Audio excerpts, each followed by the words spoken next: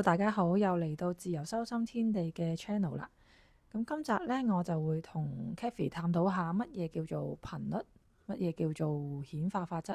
因為我相信好多人呢都係好想心想事成，所以呢，我今集呢都希望大家聽完之後都可以有所得着，可以喺生活上面用到顯化法則啊，或者用修心嘅角度顯化想要嘅嘢。成日坊間聽到吸引力法則、顯化法則，究竟兩個咩嚟嘅呢？我諗分別不大。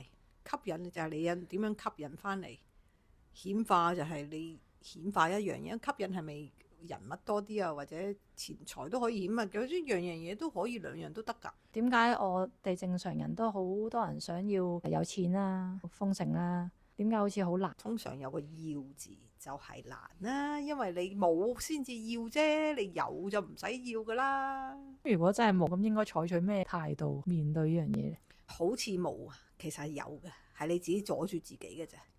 好似喺你身邊顯化出嚟，好似冇，你覺得嗰樣嘢好似缺乏咗或者咩嘅，其實係有嘅。不過係你要睇下自己邊一忽阻住自己嘅呢部分冇顯現出嚟。平時我哋係點樣去顯化嘅呢？其實我哋每秒鐘都喺度顯化緊㗎喎。即係好同唔好嘅事情都係我哋顯化嘅。其實又冇話好定唔好嘅，不過係所有嘅事情都係我哋顯化出嚟嘅。我哋遇到唔順嘅、覺得唔如意嘅事，都係我哋顯化㗎。其實咩叫唔如意呢？當唔如意，你所謂嘅唔如意嘅事情出現嘅時候呢，你就要睇下，咦？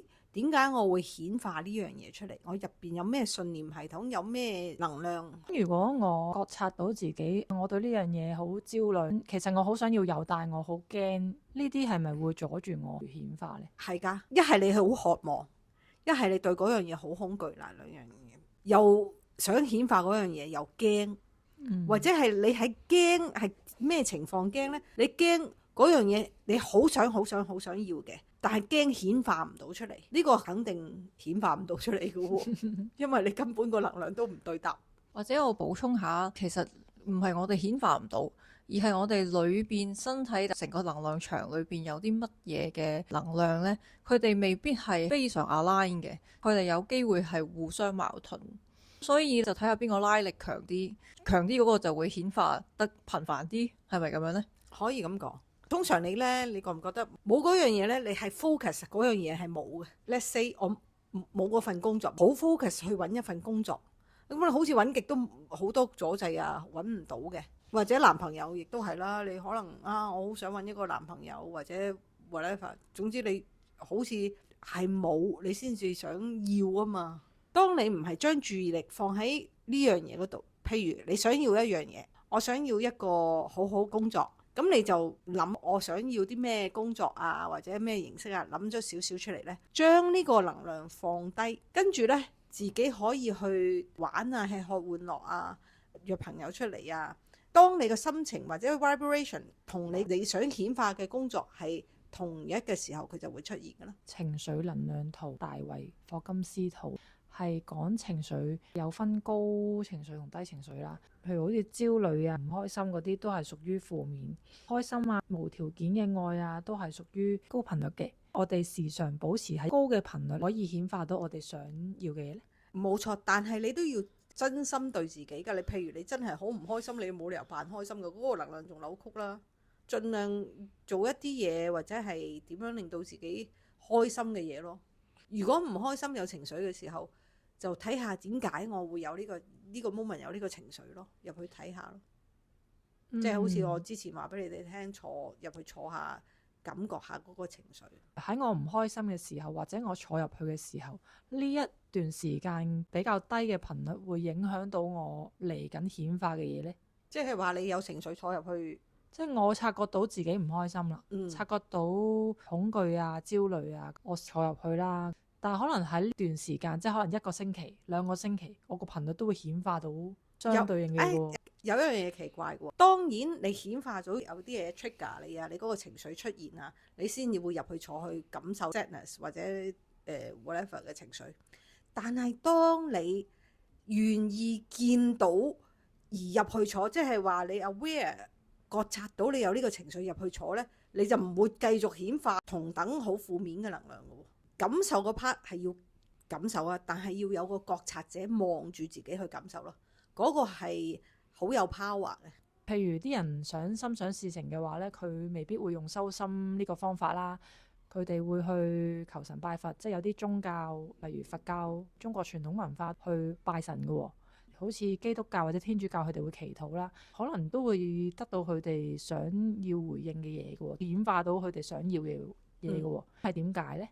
因為根本上嗰個 power 唔係佢哋嘅，係你俾出去嘅。嗱，有時咧好得意喎，未必經第三方咧你可以得到，即係有啲嘢咧，譬如你喺呢度匱乏緊嘅，跟住咧你唔知道自己會顯化呢樣嘢。祈禱有啲嘢，有啲人祈完一次禱咧就放低噶啦嘛。會唔會係因為其實對自己冇信心，但係對個神、對個佛呢個好有信心呢？呢個係當然啦，可能我去祈求世界和平、身體健康，但係咧唔相信靠自己係可以做到呢件事嘅，所以就轉去求神啦，或者係求佛啦，因為覺得佢哋係真係超越比人類高啲嘅存在，佢哋可以有呢個能力去實現到，所以我就冇咗呢個質疑嘅能量喺度啦。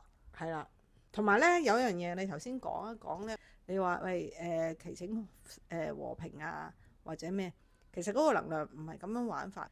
當你感恩嘅能量已經係有咗啦嘛，有咗嗰樣嘢你先去感恩嘅啫，係咪？所以喺呢個角度咧，反而仲容易得到，即係仲容易顯化。啊，你咁樣講呢，我又真係想講一講關於世界和平同埋自己個參與顯化到咩程度。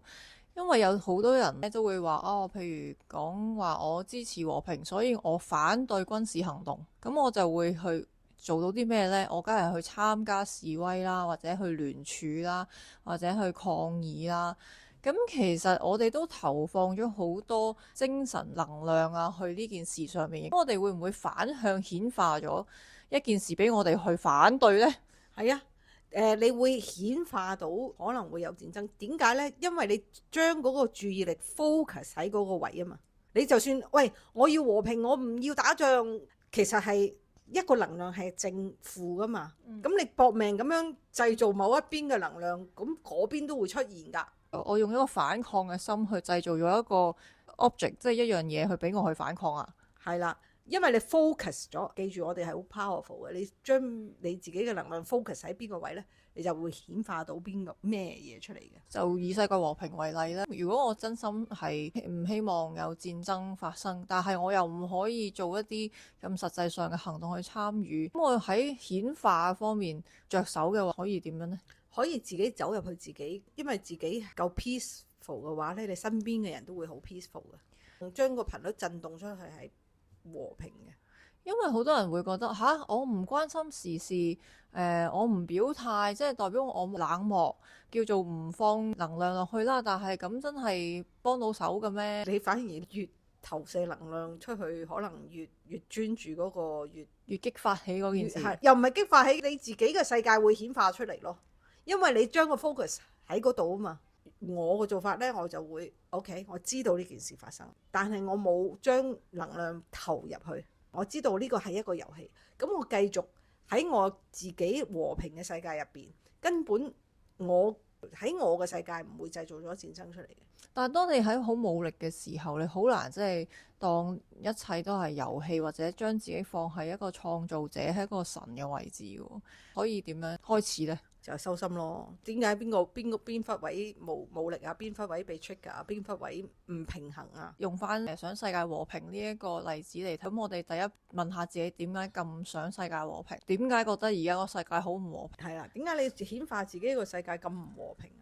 可能就係好驚啦，油價好貴，我去唔到旅行，或者出門咧會有好多意外，搭飛機可能就會俾人韞住，喺中東翻唔到嚟。基本上呢啲係恐懼製造出嚟噶嘛。咁就逐一去睇啦。係啦，你自己製造咗啲咩出嚟就自己入去睇啦。但係當冇 trigger 出現嘅時候，唔好去揾咯。我喺打仗嘅時候又特登，我識顯化嘅，我中東玩得住，我冇事嘅。冇人叫你咁樣去自投羅網式噶嘛。咁你咪去日本玩咯，要去係咪？應該睇少啲新聞，但係唔睇咧又會唔知道世界發生咩事喎。你好難唔睇噶嘛。你可以輕輕略過，但係唔好俾咁多能量落去咯。知道大概個世界發生咩事，就唔使好仔細咁樣睇每一單啊。呢個軍事而家去到咩方向啊？咁你可以好仔細，但係你唔好放咁多情緒落。哎呀，嗰個邊個又咁樣啊？呢個又咁樣啊？你咪知道就算啦。啊，佢哋嘅遊戲係咁樣玩嘅。哦，而家發生緊呢個事，唔係上心嘅。哦，睇完就放低。如果放唔低呢，就盡量唔好睇咯。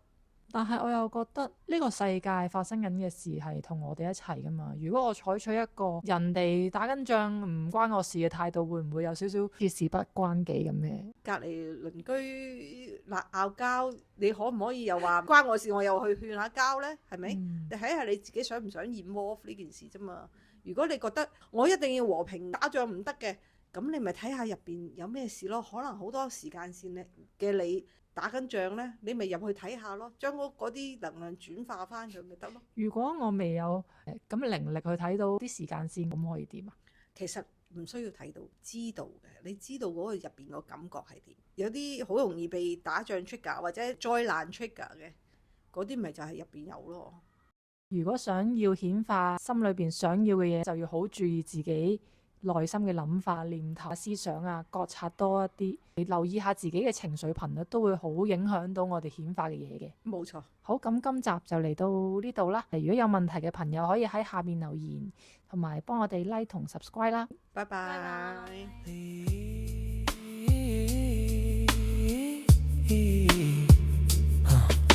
星河万里，多少個月亮，換了面具都是一樣，只有你和你看得透這就